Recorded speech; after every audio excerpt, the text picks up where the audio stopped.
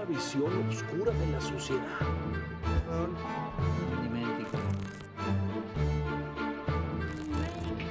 Es que la justicia no funciona. Bueno, ya concluyeron las campañas, ya se ha dicho todo lo que se tenía que decir de cara al próximo domingo, pero de lo que hay que hablar, y se ha hablado muy poco, es realmente de qué nos espera, cómo tenemos que construir el futuro a partir del lunes 3 de junio. Maestro Raúl Quintanilla, ¿cómo le va, mi querido maestro? Un placer, como siempre, y es el debate que nos debemos, ¿no? Del debate de qué país queremos después, más allá de la transformación, el segundo piso, los cambios, la oposición, el oficialismo, qué país queremos y cómo, sobre qué bases, más allá de posiciones políticas e ideológicas, se debe construir el país. Es que, mire, maestro, usted lo acaba de decir ahorita en el sentir de lo que significa un lenguaje o una comunicación política. Todo lo primero que mencionó, si los segundos pisos, la transformación, todo eso es un lenguaje que se contiene en una cosa, en un concepto que se llama ideología. Y la ideología te lleva a una sola visión, a un solo concepto, a la defensa de una estructura de interés político. Pero cuando la ideología te lleva al poder, ¿qué sucede cuando un día ganas y al día siguiente te levantas como presidente de la República?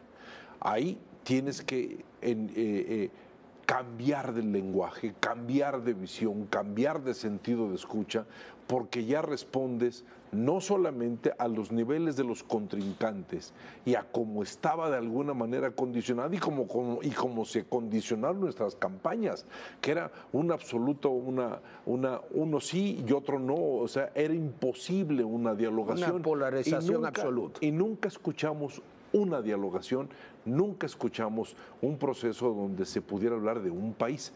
Llega el momento donde una gente se levanta y hay que tener en cuenta, y lo hemos hablado, la presidencia de la República es una idea poderosa, no es un ser humano, es una idea muy poderosa, una idea que han creado los pueblos para tener un proceso de unificación y un proceso de entendimiento. Hay diferentes cosas, el parlamentarismo, pero en el sistema republicano la idea de la presidencia de la República es poderosa y la primera función que tiene que hacer la presidencia de la República, ¿sí?, no es empezar a gobernar inmediatamente con procesos de mandato, es empezar a estructurar estados de ánimo sereno para que la población de alguna manera unifique su pensamiento y al unificar su pensamiento tenga la posibilidad de la contradicción, de la confrontación, del debate y de la estructuración de ideas para que todo sea en beneficio ya no de un partido,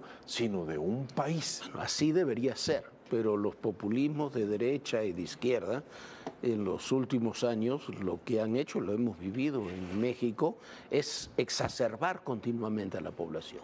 En lugar de establecer un estado de ánimo para todos, mayorías, minorías, en lugar de establecer ese ánimo de sensatez, de tranquilidad, yo le llamo serenidad, de serenidad, es exacerbar sentimientos. Exacto. Y es muy difícil gobernar con acierto, más allá de que siempre hay aciertos y hay errores, cuando se está exacerbando continuamente las emociones y los sentimientos de la población, unos a favor, otros en contra. Sí, es que, maestro, dramáticamente hablando, cuando tú exacerbas las emociones, las exacerbas para tener un momento culminante, las exacerbas para que haya un momento de clímax y haya un momento lo que se llama de explosión dramática, que quiere decir el cambio de las circunstancias. Pero ese proceso emocional a nivel social es muy difícil de controlar. Se puede controlar con los individuos, pero cuando manejas las masas, entonces las emociones sirven precisamente para que la gente pierda la sensación de subjetividad y empiecen a manejar una objetividad que no tiene que ver muchas veces con la realidad. Una masa exacerbada es una masa fácil de mover, maestro, porque no es una masa que esté reaccionando a ideas específicas, sino que está reaccionando a estímulos. Estímulo es todo aquello que es capaz de provocar una reacción. ¿sí? Y entonces están reaccionando constantemente a estímulos y no están reaccionando a procesos de exacerbación de sensaciones, sino simplemente estímulos que provocan reacción. ¿Eso qué provoca?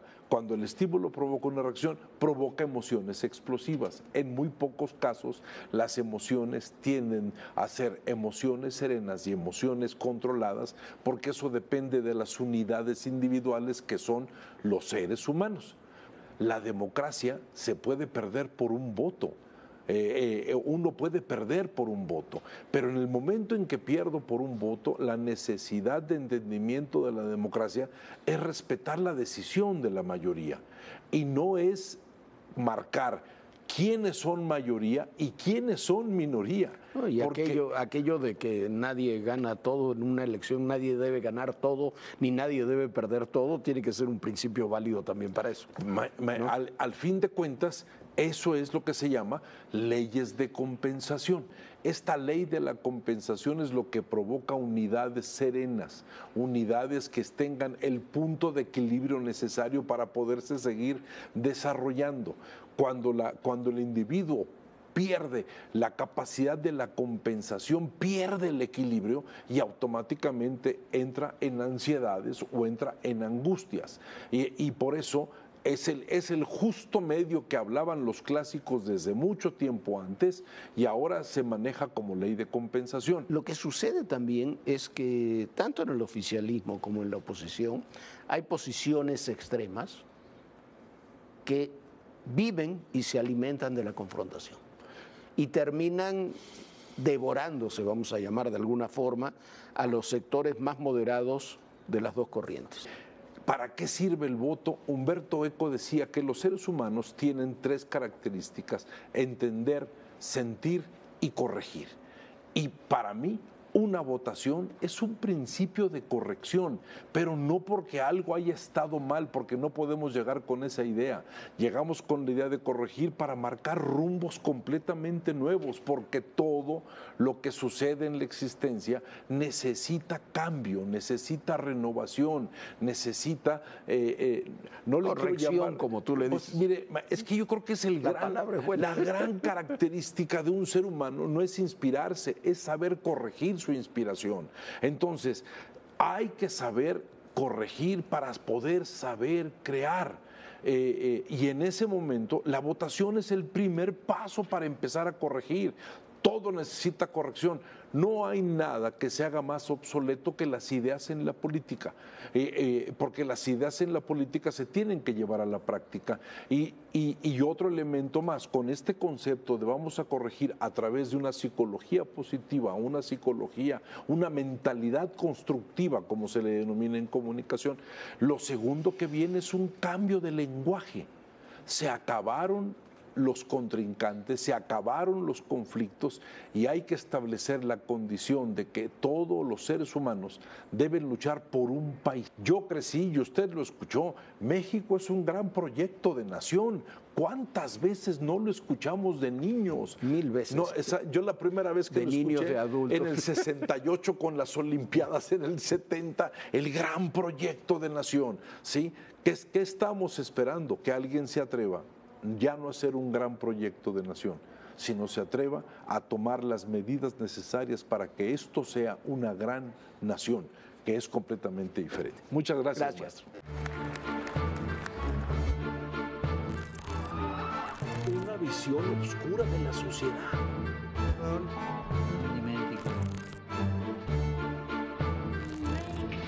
Es que la justicia no funciona.